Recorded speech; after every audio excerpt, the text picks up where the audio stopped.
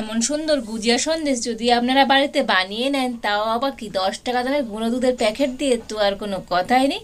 আর গুজিয়াগুলো দেখতে হয়েছে দেখুন বন্ধুরা, একেবারে দোকানের মতো। নমস্কার বন্ধুরা, রূপার রন্ধনশালায় আপনাদের সকলকে অনেক অনেক স্বাগত জানিয়ে চলে এসেছি প্রতিদিনের মতো আবার একটা নতুন রেসিপি নিয়ে।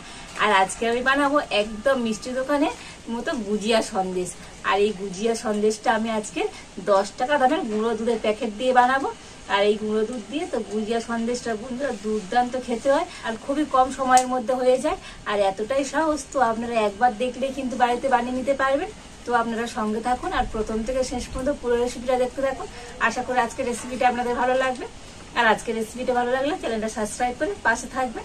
আর আজকের আমি গুজিয়া সন্দেশের জন্য এখানে 10 টাকা দামের গুঁড়ো দুধের প্যাকেট নিয়েছি। আর এই গুঁড়ো দুধ দিয়েই কিন্তু আজকের গুজিয়া বানাবো। আর আমি এখানে 8টা প্যাকেটের দুধ এইভাবে ঢেলে নিয়েছি। তো দেখুন 1.5 বাটি দুধ হয়েছে। তো মোটামুটি কিন্তু এখানে 150 গ্রাম দুধ আছে। তো আপনারা দুধের পরিমাণটা কম বেশি করে নিতে পারেন। আর এখন আমি উনুনটা জ্বেলে দেব। তো উনানটা ধরিয়ে আমি কড়া বসিয়ে দিয়েছি। আর কড়াতে প্রথমে দিয়ে দেবো 1 বাটি জল। তো যে বাটি মাপ করে আমি দুধ নিয়েছি, তো সেই বাটি কিন্তু 1 বাটি জল আমি কড়াতে দিয়ে দিচ্ছি। আর দেখুন জলটা কিন্তু হালকা গরম হয়েছে, খুব গরম করে নিলে হবে না। দেখুন হালকা ধোঁয়া উঠছে, এরকম হালকা গরম হয়েছে। আর এই সময় কিন্তু গুঁড়ো দুধটা জলের মধ্যে দিয়ে দিতে হবে। তো আমি অল্প অল্প করে দুধ দেবো আর গুলে নেব।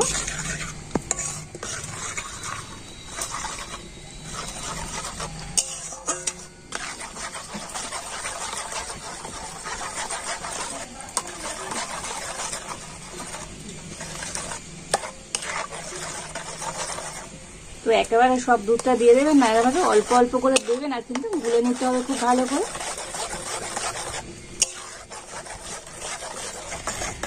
তো দেখুন গুঁড়ো দুধটা কিন্তু খুব ভালোভাবে গুলে নিয়েছি।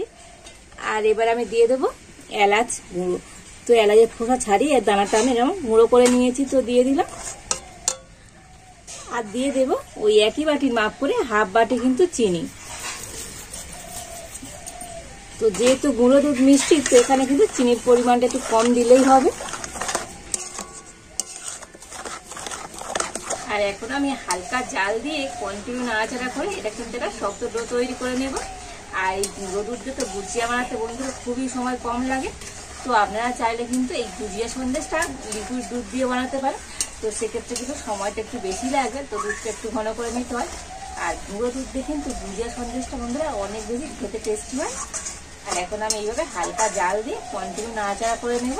তো সবসময় কিন্তু এইভাবে নাড়তে হবে, তা না হলে কিন্তু কড়ার তলাতে লেগে যেতে পারে। তো দেখুন এইভাবে কন্টিনিউ নাড়াচাড়া করে তো মিশ্রণটা কিন্তু অনেকটা আমি ঘন করে নিয়েছি। আর এই সময় আমি দিয়ে দেব 1 চামচ ঘি।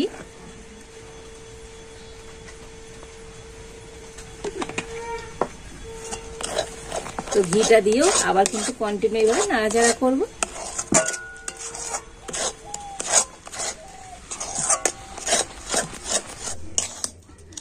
তো দেখুন এটা কন্টিনিউ নাড়াচাড়া করে তো দেখুন এইরকম তো টাইট করে দিতে হবে। আর যখন দেখবেন এইভাবে কড়া থেকে ছেড়ে ছেড়ে চলে আসছে, তখন কিন্তু এটা নামিয়ে নিতে হবে। তো এর থেকে বেশি কিন্তু টাইট করব না, এটা ঠান্ডা হয়ে গেলে কিন্তু আরো একটু টাইট হয়ে যাবে। আর এখন আমি মিশ্রণটা কিন্তু নামিয়ে নেব।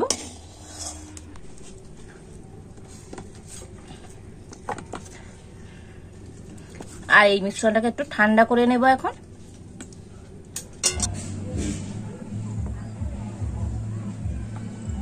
আর এই মিশ্রণটা তো এখন একটু ঠান্ডা হয়ে গিয়েছে। আর আমি সম্পূর্ণ মিশ্রণটা নিয়ে একটু হাত দিয়ে মেখে নিচ্ছি। তবে একেবারে কিন্তু ঠান্ডা হয়নি, উষ্ণ গরম আছে। আর এই উষ্ণ গরম অবস্থায় হাত দিয়ে কিন্তু একটু মেখে নিতে হবে, এতে করে কিন্তু গুজিয়াগুলো খুব সুন্দর হবে। তো দেখুন এটা সুন্দর করে মেখে নিয়েছি। আর এবার আমি এর থেকে অল্প অল্প করে নিয়ে আর গুজিয়া তৈরি করে নেব।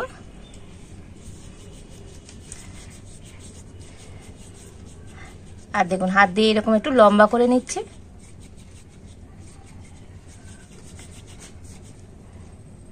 আর এবার আমি এরকম দুটো মুখ ধরে আর এইভাবে মুড়ে দিচ্ছি।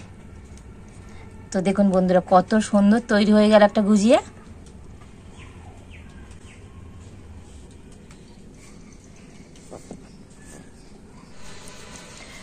তো আরো একটু মিশ্রণ নিয়ে আমি হাতে এইভাবে কিন্তু করে নিচ্ছি।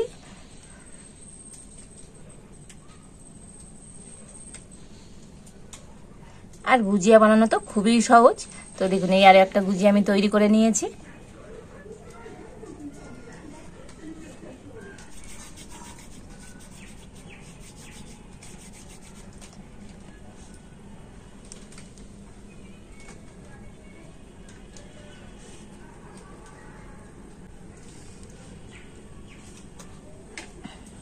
আর এইভাবে আমি সমস্ত গুজিয়াগুলো তৈরি করে নেব। তো দেখুন এই সমস্ত গুজিয়াগুলো তৈরি করে নিয়েছি, আর কত সুন্দর দেখতে হয়েছে দেখুন। তো একেবারে তো হয়েছে দোকানের মতো দেখতে। তো বন্ধুরা আপনারা বাড়িতে এইভাবে গুঁড়ো দুধ দিয়ে আর গুজিয়াটা একবার বানিয়ে দেখবেন, তো হবে একেবারে দোকানের মতো। আর এই গুজিয়াগুলোর টেস্টও বন্ধুরা দুর্দান্ত হয়। আর গরুর দুধের থেকে আর গুঁড়ো দুধ দিয়ে গুজিয়া বানাবেন, এই গুঁড়ো দুধের গুজিয়ার কিন্তু টেস্টটা অনেকটাই বেশি হবে। আর আপনারা যদি বাড়িতে এইভাবে গুজিয়া বানান তো কেমন হয়েছে তা একবার কমেন্ট করে জানাবেন। আর আজকের এই গুজিয়া রেসিপি যদি আপনাদের ভালো লাগে তাহলে লাইক করে দেবেন, আর সবার সাথে প্রচুর প্রচুর করে শেয়ার করবেন। আজ এই পর্যন্ত, আপনারা ভালো থাকুন, সুস্থ থাকুন, দেখা হচ্ছে নতুন কোন একটা রেসিপি নিয়ে।